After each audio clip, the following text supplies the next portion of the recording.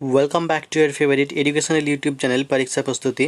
তোমরা সকলে জানো যে পিএসসি ক্লার্কশিপের main exam 6 December tentative date ঘোষণা করা হয়ে গেছে। তো এর আগের ভিডিওতে তোমাদেরকে ইনফরমেশনগুলো বলেছিলাম এবং আরও গুরুত্বপূর্ণ প্রশ্ন সম্পর্কে আলোচনা করেছিলাম। যারা দেখোনি তাদেরকে ডেসক্রিপশানে লিঙ্ক দিয়ে দেবো, সেখান থেকে দেখে নেবে। আর এটাও বলেছিলাম যে মোটামুটি কতটা টার্গেট রাখলে পরে তোমরা কম্পিউটার টাইপ টেস্টিংয়ে ডাক পাবে এবং তোমরা চাকরিটা পেতে পারো। তো জেনারেল ক্ষেত্রে 115 থেকে 120 মার্কস টার্গেট রাখবে। অনেকের হয়তো মনে হতে পারে যে কাট অফটা খুবই কম, তো বলবো যেহেতু ভ্যাকান্সিটা অনেকটাই বেড়ে গেছে তো কিন্তু কাট অফটা এরকমটা কমই হবে। তার কারণটা পার্ট 1-এর ক্ষেত্রে 80 বা 80+ নাম্বার পেয়েছে খুবই কম সংখ্যক স্টুডেন্ট। তো সেই অনুযায়ী পার্ট 2-তে 1 ঘন্টায় 6টা রাইটিং কমপ্লিট করা বা খুব ভালো মার্কস পাওয়া কিন্তু সহজ কথা নয়। তো অ্যাভারেজ মার্কস ওই 40 থেকে 50 হয়তো পাওয়াটা মানেই খুবই ভালো মার্কস। তো সেই অনুযায়ী কাট অফ এরকমই হতে চলেছে। তো আজকে তোমাদেরকে আমি একটা মক টেস্ট দেখাবো। মক টেস্টের আনসার সহ তোমাদেরকে পুরোটা ডিসকাস করছি যে কীভাবে সেই টাইমের মধ্যে কতটুকু লিখলে পড়ে তুমি পুরোপুরি লিখে আসতে পারবে এবং একটা ভালো স্কোর করতে পারবে। এর আগের ভিডিওতে প্রচুর ভিডিও তোমাদের রিপোর্ট রাইটিং, ট্রান্সলেশন বা পেচিস রাইটিং দিয়েছি। তোমরা প্লে লিস্টে গিয়ে সেখান থেকে চেক করে নিতে পারো। তো পিএসসি ক্লার্কশিপ আজকে মক টেস্ট তোমাদেরকে দেখাচ্ছি। দেখো যে 100 মার্কসের থাকবে, 1 আওয়ার টাইম থাকবে। প্রথম পার্টে বাংলা থাকবে, পার্টে পেপার। তো সেইখানে তোমাদের বাংলা একটা প্রতিবেদন লিখতে দেওয়া থাকে, সেখানে 20 মার্কস থাকবে। তো ইম্পর্টেন্ট আছে এই প্রতিবেদনটা, বা এরকম একটা ডেমো হিসাবে আমরা নিয়েছি যে পশ্চিমবঙ্গ বিজ্ঞান মঞ্চ প্রদর্শনী বিষয়ে একটি প্রতিবেদন লেখা। ঠিক আছে, এটা 20 মার্কস থাকবে। যদি এই রকম তোমাদের একটা প্রতিবেদন দিয়ে দেয়, হয়তো পিএসসি ক্লার্কশিপের ক্ষেত্রে পয়েন্টটা তোমাদের দিয়ে দেওয়া থাকে, সেই পয়েন্টের উপরে বেস করে তোমাদেরকে লিখতে হয়। তো বিজ্ঞান মঞ্চ প্রদর্শনী এই বিষয়টা যদি পরীক্ষায় পড়ে তাহলে কিভাবে তোমরা লিখবে, চলো আমরা উত্তরটা দেখে নিই। দেখো যে এখানে হয়তো বলা থাকে যে 200টা শব্দের মধ্যে লিখতে বলা থাকে, কিন্তু 200টা শব্দের মধ্যে লিখলে হয়তো কমপ্লিট হবে না। মানে সেই জন্য আমি বলবো যে স্ট্যান্ডার্ড ওয়ার্ড লিমিট এখানে রাখবে 120 থেকে 30টা শব্দের মধ্যে। তো তোমরা জানো যে রিপোর্ট রাইটিংয়ের প্রথমে একটা টাইটেল দিতে হয়। সেই টাইটেল শিরোনামটা আমরা দিয়েছি যে মনোজ্ঞ বিজ্ঞান প্রদর্শনী মেলা। দেখো টাইটেলটা কিন্তু অবশ্যই জমকালো হতে হবে, যেন চোখে পড়ার মতো একটা টাইটেল কিন্তু হতে হবে প্রথমেই, কারণ সেটা দেখেই কিন্তু যিনি খাতা চেক করবেন তার মধ্যে যেন একটা ইমপ্রেশন জন্মে যায়। তারপরে দেখো কখা শহর দিয়েছি, তার কারণ বলা থেকে যে কোনো জায়গার নাম বা ব্যক্তির পরিবর্তে কখা এইসব ইউজ করতে বলে, সেই জন্য কিন্তু আমরা এখানে কখা শহর দিয়েছি, পার্টিকুলার কোনো শহরের নাম দিইনি। তো এই ক্ষেত্রে যদি হিন্টস দেওয়া থাকে, হিন্টসে যদি কোনো জায়গার নাম দেওয়া থাকে তাহলে সেক্ষেত্রে আমরা সেই জায়গাটার নাম দেবো, আর নচেত আমরা এইভাবে লিখব। আর তারিখটা এখানে যেদিনকে লিখবে তুমি সেদিনকেরই তারিখ দেবে। ঠিক আছে, এবার প্রথম স্টার্টিং লাইনটা কি করবে, স্টার্টিং লাইনে কি বিষয়ে তোমাকে রিপোর্টটা লিখতে দেওয়া হয়েছে সেই পুরো ঘটনাটা কিন্তু সংক্ষেপে কিন্তু প্রথম সেন্টেন্সটাতেই বলে দিতে হবে। প্রথম বাক্যটা একটু বড় হোক, কিন্তু প্রথম বাক্যটা বড় করে সেখানে আর কি সবটা বলে দিতে হবে। তাই যে কি, যে গতকাল পশ্চিমবঙ্গ বিজ্ঞান মঞ্চের উদ্যোগে কখা জেলার রসময়ী উচ্চ বিদ্যালয়ে একটি বিজ্ঞান প্রদর্শনী মেলা অনুষ্ঠিত হয়ে গেল প্রবল উদ্দীপনা ও আগ্রহের সাথে। অনেকে হয়তো আবার এটা সমালোচনা করে বলতে পারো যে এখানে রসময়ী উচ্চ বিদ্যালয়কে ব্যাপারটা কেন লিখলাম। দেখো এখানে তোমার নিজের ব্যক্তিগত শহর বা জেলা বা পরিচয়ের নাম দিতে মানা করেছে। তো এই ক্ষেত্রে সবসময় ক উচ্চ বিদ্যালয় কি খ উচ্চ বিদ্যালয় এরকম করে দিয়ে দিলে একটা শ্রুতি মাধুর্য নষ্ট হয়, তাই এরকমটা লেখা যেতেই পারে। এই উপলক্ষে প্রদীপ চালিয়ে অনুষ্ঠানের শুভ সূচনা করেন জেলা বিজ্ঞান সভাপতি ও বিশিষ্ট সমাজসেবক মাননীয় গোয়া মহাশয়, বা বিশিষ্ট সমাজসেবক শুধু বললেই হবে। উপস্থিত ছিলেন জেলার বিশিষ্ট ব্যক্তিবর্গ এবং বিভিন্ন স্কুল কলেজ থেকে আগত ছাত্রছাত্রীবৃন্দ। সভাপতি মহাশয় এবং বিদ্যালয়ের প্রধান শিক্ষক আধুনিক জীবনে বিজ্ঞান ভাবনা ও সচেতনতার গুরুত্ব নিয়ে আলোচনা করেন। প্রাথমিক স্তর থেকেই ছাত্রছাত্রীরা যাতে বিজ্ঞান মনোভাবাপন্ন হতে পারে তার জন্য বিভিন্ন কর্মসূচি গৃহীত হয়।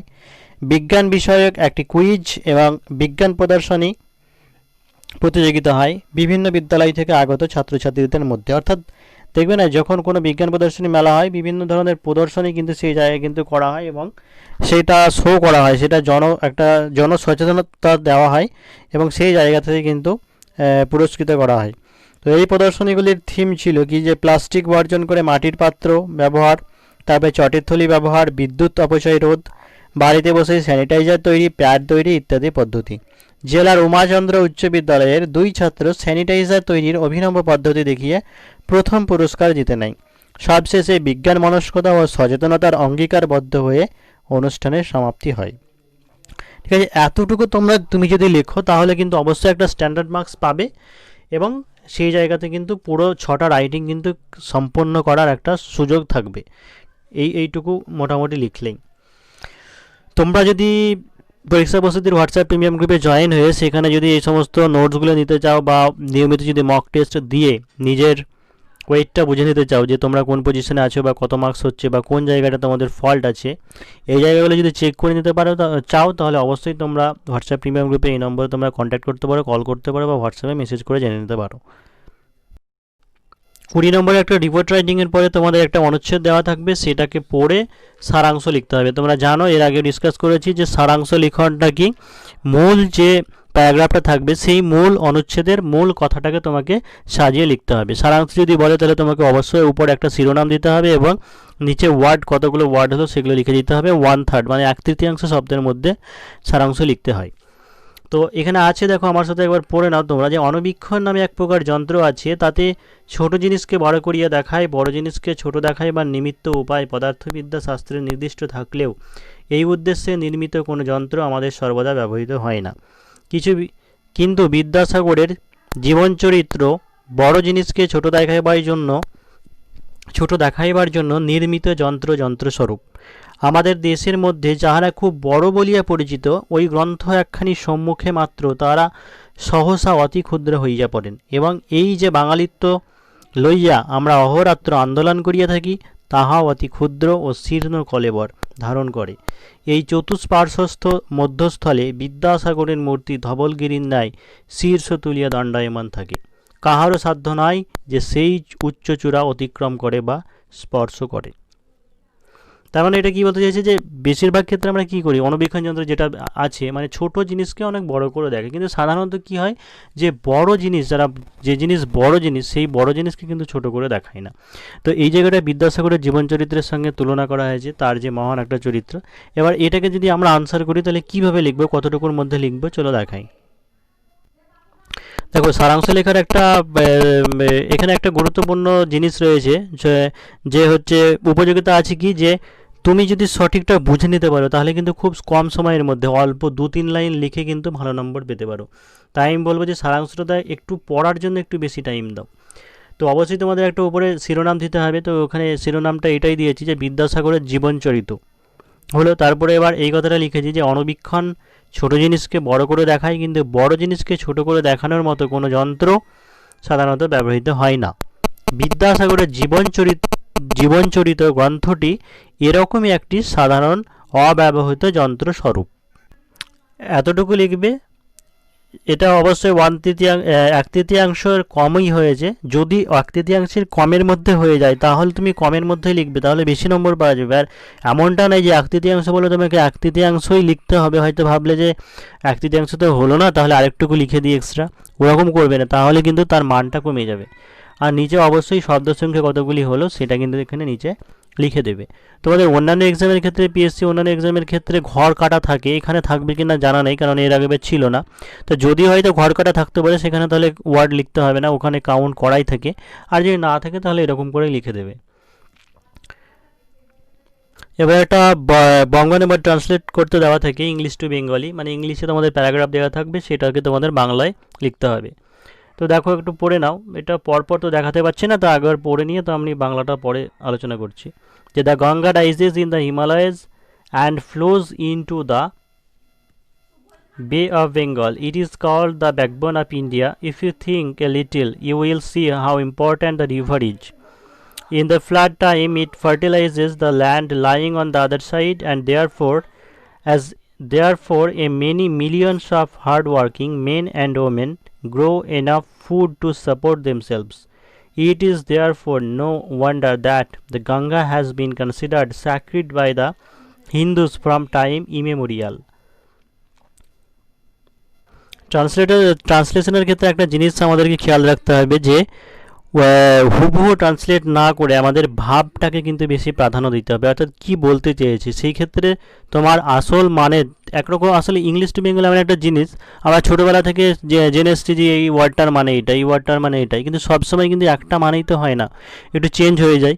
তো আমরা ভাবটাকে বুঝে নেবো যে কী বলতে চাইছি এবং সেইভাবে কিন্তু আমরা ট্রান্সলেট করবো, না তো কিন্তু ভালো বঙ্গানুবাদ কিন্তু হয় না। তো যেটা আলোচনা করলাম তোমাদের সামনে, তো এটা আলোচনা করলে এটাই হবে। আর একটা জিনিস যে তোমাকে ট্রান্সলেট করে একদম পরপর লাইন বাই লাইন লিখতে হবে এমনটা নয়, তুমি প্যারাগ্রাফটা পড়ে নিলে তারপরে কি বুঝলে সেটা লিখলেও হবে।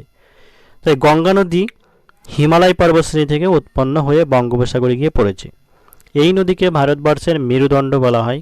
যদি তুমি একটু ভাবো তুমি বুঝতে পারবে এই নদীর গুরুত্ব কতখানি। বন্যার সময় এই নদী তার দুপাশের জমিকে উর্বর করে। এর ফলে লক্ষ লক্ষ শ্রমজীবী নারী-পুরুষ নিজেদের নির্ভরতার জন্য প্রচুর খাদ্য উৎপাদন করে। সুতরাং কোনো বিস্ময় নেই যে গঙ্গা নদী সেই শরণাতীত কাল থেকেই হিন্দুদের কাছে পবিত্র হিসাবে বিবেচিত হয়ে এসেছে।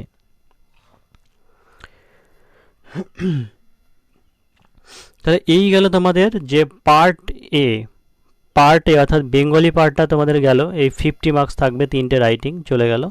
এবারে তোমাদের শুরু হবে কি ইংলিশ পার্টটা, পার্ট বি তোমাদের থাকবে ইংলিশ। তো ইংলিশেও তোমাদের একটা রিপোর্ট রাইটিং দেওয়া থাকবে, তারপর একটা ট্রান্সলেশন থাকবে, একটা পেসিস থাকবে।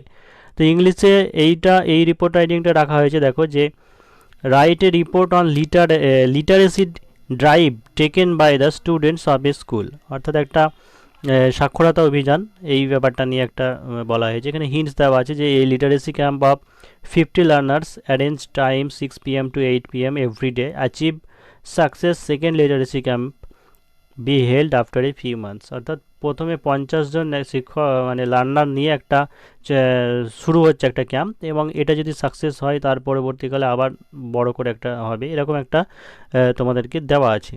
তাহলে এটার আনসারটা কিভাবে লিখবে?